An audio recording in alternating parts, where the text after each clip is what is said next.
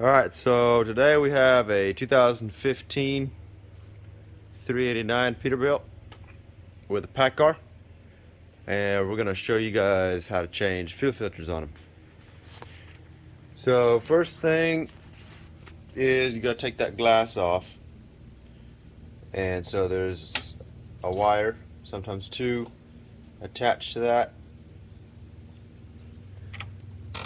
and use that to just drain it out.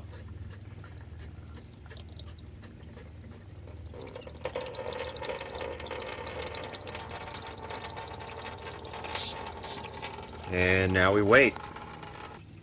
Alright, now it's drained. So now he's going to start taking it off.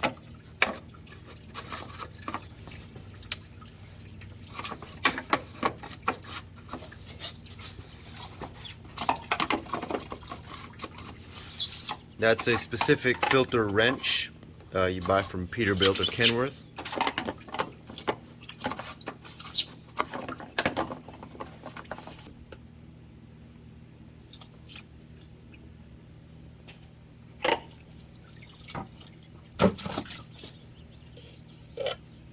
Don't forget to close that bottom piece, otherwise you'll just drain it right back out. Alright, don't forget, put your new O-ring on there. No, I'm gonna fill it up first.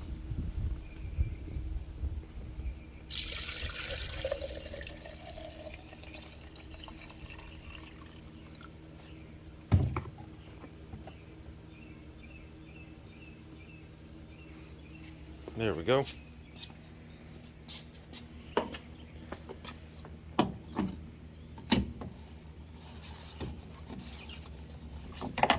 And then you just want to snug it up real tight.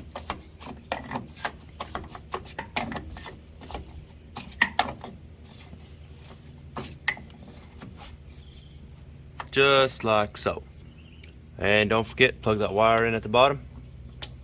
And your fuel water separator is now complete.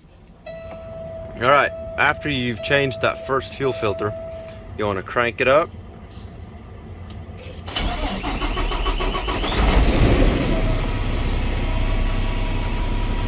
And then we're going to rev it to 1,000 RPM.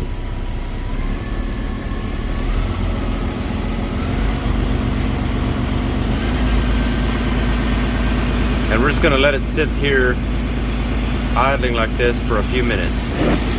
Alright, so we've had the truck running for a few minutes. Now we're going to shut it down and change the next one. Alright, so the next fuel filter is right in here on the engine. So we're just going to start unscrewing that one.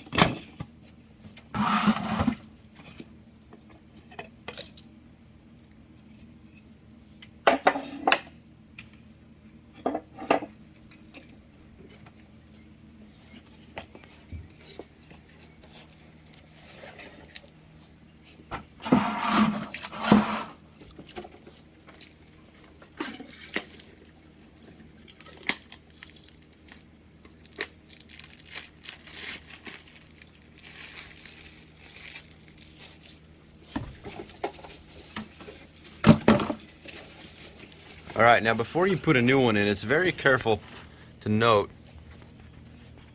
that there's a ball in there from factory. In that little green slot you'll see a ball. When you have issues with no power and the truck is shutting down, check that ball because it'll get sucked down in there. It's used to prevent it to bleed down while you're changing fuel filters, but it becomes an issue. So you want to check that ball, and you can remove this cap and then you can take that ball out. You always want to check that if you're having issues.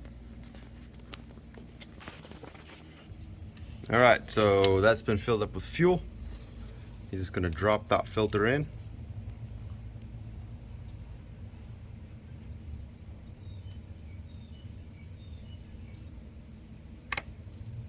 There. Alright, and Again, don't forget to change that O-ring out.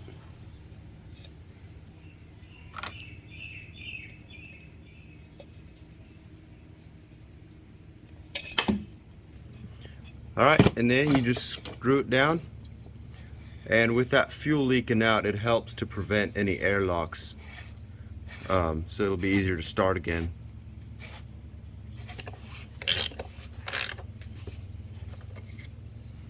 There, and that's done. Now we're just going to crank it up.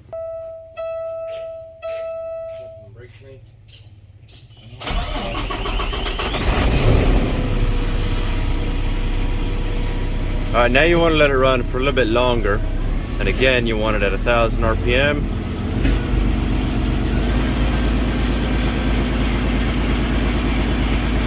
Then you let it run for a while and you should be fine. And that's how you do the fuel filter change on a Paccar.